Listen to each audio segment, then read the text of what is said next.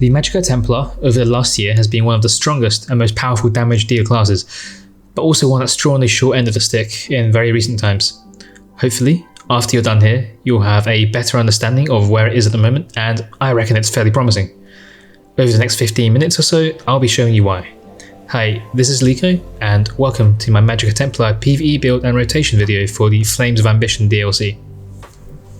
Here, with the help of Raged, we will showcase two setups for the Magicka Templar.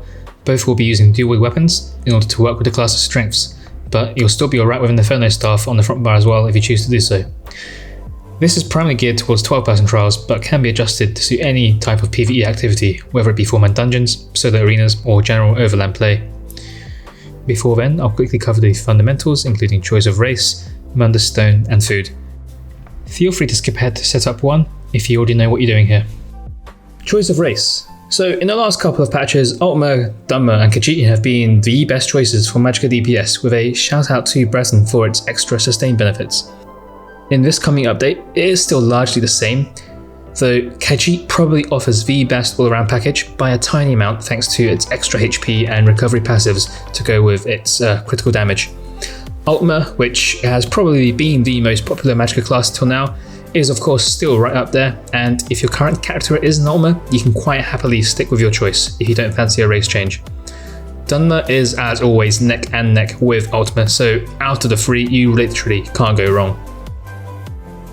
For the choice of Mundus Stone, in many cases for Magicka DPS, I'll recommend the Thief Mundus for extra crit chance.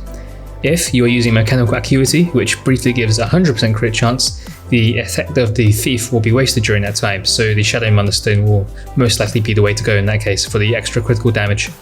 Either way, your choice will depend on your exact build and setup, so out of these two, you really can't go wrong. For the choice of food, this will most likely depend on your level of sustain and your HP threshold that you're comfortable running with. If you could do with some extra sustain and you don't feel like you need extra HP, then the Ghastly Eyeball will be the way to go. If you're practicing on a target dummy, then I would also recommend selecting this food. If your sustain is decent but you need a bit of extra help with it and you need some HP as well, then I would recommend the Clockwork Citrus Fillet, which gives the best mixture of everything useful. If your sustain is good enough, you can go with a max HP, max Magicka food such as Artaian Pickled Fishbowl. And yeah, I mean this should give you the most DPS as long as you don't run out of resources. Note though that there are worse max HP, max Magicka foods out there. This one is the best one. Alright, cool, so let's take a look at setup 1. But quickly before we get onto that, a gentle reminder to subscribe to the channel if you're new, and like this video and turn on the notification bell if you haven't already. By the way, this is old Magplar footage from the Greymore patch half a year ago, but it's the most recent footage of Magplar that I have. It took me just seconds to find on Liko.gg, but it would have taken me much longer to find on YouTube itself. I appreciate you for spending your valuable time with me here in any case, so let's get to it. Monster set, here we're using 2 Zaan. Decent alternatives may include, but are not limited to, the more Infernal, Domi House, or 2 individual 1 pieces. Normally this will be 2 pieces of crit, but I guess if you are using Acuity like we are here, then you can consider 2 pieces of spell damage instead or something. Then we have 5 pieces of Mechanical Acuity, which gives you 5 seconds of guaranteed crit every 21 seconds. Here we are using 2 daggers on the front bar with Nunhoned and Precise traits, but you could consider swords with Nunhoned and Infused or Charged traits instead for stronger Acuity phases.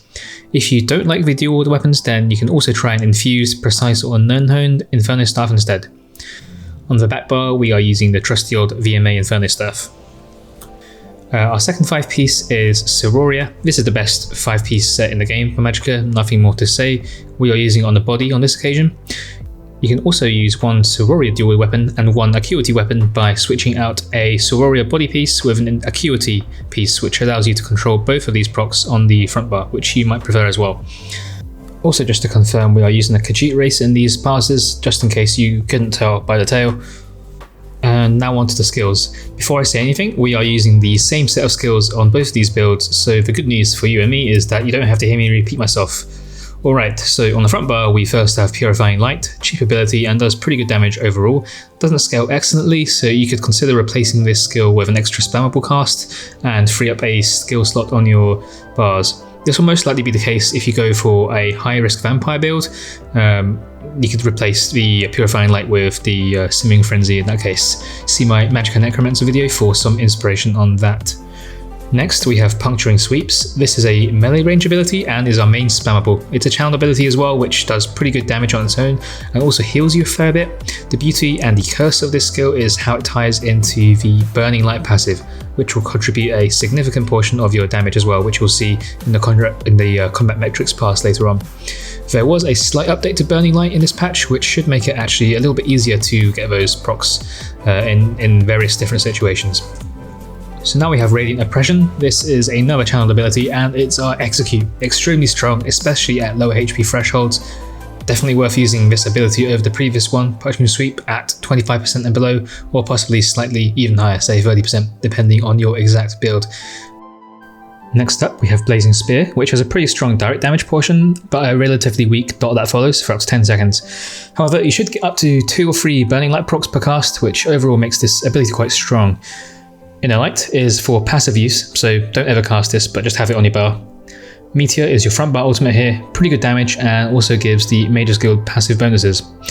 Cool, so moving on to your back bar, we firstly have Unstable Wall, decent dot and direct damage portion, which can be recast early to get that wall explosion early if you need. This skill should more or less always be down to get that light attack bonus thanks to the VMA staff effect. Next we have Mystic Orb, fantastic cleave damage and provides a nice synergy for teammates to use. By the way, if you ever see a Parse on a dummy without this skill, you should know to include it in nearly all circumstances for real fights. Solar Barrage is the third skill on this bar. It does decent melee range AoE and provides Empower, boosting your light attack damage. In 12-person trial scenarios, you may have an outside source of Empower, such as from a Necromancer using the Empowering Grasp skill, or from the Aegis of Galanway tank set, which is also seen sometimes, so check with your teammates if this is the case. If so, you may want to reconsider not using this skill, as half of the value proposition wouldn't be there in that case. At this point, I'll suggest one alternative skill, which is also probably worth using in many raid situations, and that's Ritual of Retribution. Now, ignore the damage values, they're not scaled in the same way as others in this section. It does really good damage. The problem is that it's really expensive, so it's hard to sustain when practicing on a dummy. But as I said, you will most likely have an easier time with it with proper support in a 12-person situation, so keep that in mind. Next we have Barb Trap, which is a stamina costing skill that does a little damage but also importantly provides minor force. Then we have Channeled Focus, which provides really good magical sustain and gives you a unique resistance bonus when you stand inside the circle. Again, in a 12-person raid, you might not need this skill, so it's another candidate to be replaced with a heal, a shield, or Ritual of Retribution, as I mentioned a minute ago. The ultimate then is Crescent Sweep, which is a cheap ultimate that can also provide Burning Light passive ticks. Be careful though, if you try and bar swap immediately after using this skill, it's a channeled ability so you might accidentally cancel it out before it finishes. At this point, I'll also mention that out of Crescent Sweep, Puncturing Sweep, and Blazing Spear, you should consider having at least one of these skills present on each bar to gain the Piercing Spear passive, which grants a 10% critical damage bonus. Inevitably, I may have missed a detail of 2, or many more, so feel free to ask in the comments below. So moving on to the Parse, I'll talk a little about the rotation, and the good news here is that this one here, as you see, is based off a static rotation that you may have seen from one of my previous videos, or also Nimsy's videos, who also featured on my videos, so all his videos basically. I'll post a few links in the description. For the case here of using Mechanical Acuity, if you skip the first couple of light attacks at the start, you can pretty much make the Acuity burst phase line up with the most bursty part of the rotation, where dots are down and you're spamming sweeps. Rewatch the beginning of this video again for a closer look, and sorry for distracting you there. The rotation itself is quite nice once you get the hang of it. One of the more difficult aspects of this, and it's the same with the Templar, is the timing of sweeps. You can essentially cast it a fair bit earlier than the animation suggests, but if you cast it too early then the light attack will be missed. If you wanted to use a range spammable, then you can replace sweeps with something like Elemental Weapon, but to be quite honest, it's a fair bit weaker these days since you'll be missing out on those juicy Burning Light procs, so I don't necessarily recommend it unless you need the option to fight from a distance. Now, I'm saying this a little prematurely, but when we get around to the execute stage in this fight, this is how I'd summarize it. In short fights, you'll basically want to ensure all of your dots are running, then beam all the way from 25 to 30% down to 0. In longer fights, you'll need to adjust, but on the dummy, for example, you want to keep casting Purifying Light until 15%, and then keep up Unstable Wall, Shards, and your source of minor force, like Barb Trap, up until 10%, and then beam the rest away after that. I'm going to leave the details of the static rotation in the description below, so keep an eye out for that. But if there are any questions, then please feel free to ask me in the comments below or Raged via Discord. Also, I should mention at this point, but this video recording is of a 94k pass, but with the same rotation it is possible to reach higher, and I've posted the 96k pass that was achieved with this setup in the description below as well, as it wasn't recorded on this occasion. Anyway, I'll catch up with you at the end of this pass to look for the CMX and to discuss the blue champion point slottables. See you in a bit.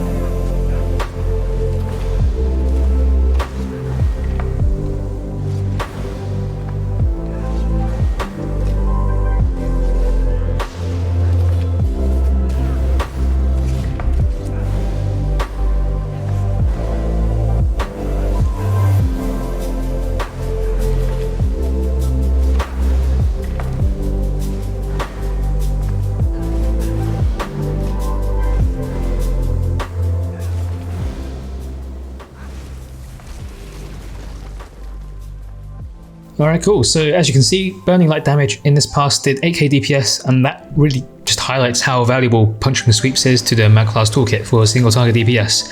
With vampire builds, I think it'd be borderline worth it to replace Purifying Light with the toggle due to how that ability scales. And yeah, you can see the average crit chance of sweeps is much higher than average, as is the crescent sweep damage, as much of it is done during the Acuity procs. In this pass, we are using the Shadow Mundus, again because we are using Acuity, otherwise I would use Thief. The Radiant Oppression skill, as we've seen so often, tops that on the list since it's such a potent execute ability. For the blue CP Slottables, we've gone with Backstabber, Biting Aura, Thaumaturge, and Deadly Aim, where Backstabber is unsuitable, like in perhaps Sunspire. Fighting Finesse for the crit damage would probably be my first recommendation for a replacement. Alright, so on to the second setup. Here we are using the Thief Mundus Stone as opposed to the Shadow on the first setup. Gear-wise, the monster set recommendations are pretty much the same, as is the backbar Maelstrom Marine Staff. On this occasion, however, we are equipping Mother Sorrow on the body and using Siroria weapons on the front bar. Daggers are recommended here, but an Inferno Staff or swords are also good as well. We are using Nirnhone on the main hand and Precise on the offhand, and that seems a sensible bet. I've already covered these skills, which are exactly the same as the first setup, so let's go and have a look at the pass straight away. Bonus footage of the Ethereal Well in action here, by the way. Easy ulti recharge, thank goodness. Cool, so this pass was a 97k one, just about, which shows that Magicka Templar is still more or less right up there with the other Magicka classes. The nice thing with Sorrow over Acuity is that you don't have to worry about timing any burst phases, which is certainly more user-friendly, especially for console players. The rotation itself is more or less the same as mentioned previously, and again I'll remind you to check the description for those details. I won't distract you from enjoying the pass, so I'll leave you to it again.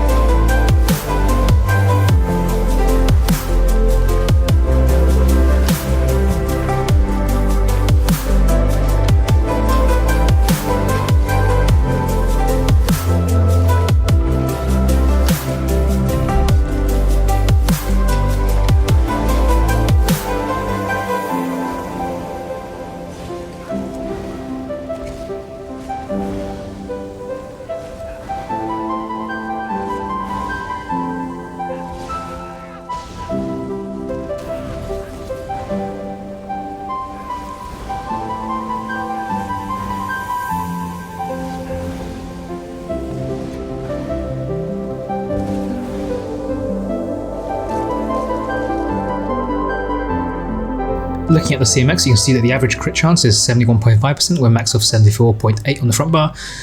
Immediately, you can see that Radiant Oppression had an average crit of 89%, which is reasonably lucky in this case, and it certainly won't happen every time. The strength of the dual wield dagger light attacks are slightly stronger than that of the Inferno Staff ones, and I'd expect them to be even stronger during a real raid. But as I said before, you won't really be that much worse off if you continue with Inferno Staves, which I'd like to stress again, as it's already been asked a few times. The blue champion point Slottables are exactly the same as previous Parse as well, so I won't show them, but they are Delete Aim, Thaumaturge, Biting Aura, and Backstabber. Okay, cool. So hopefully this video has shown that the Magicka Templar has the potential to be a very competitive class in the Flames of Ambition DLC. If you're looking for build videos for other classes, then do check near the bottom of the description where all the emojis are. That's where they're all listed.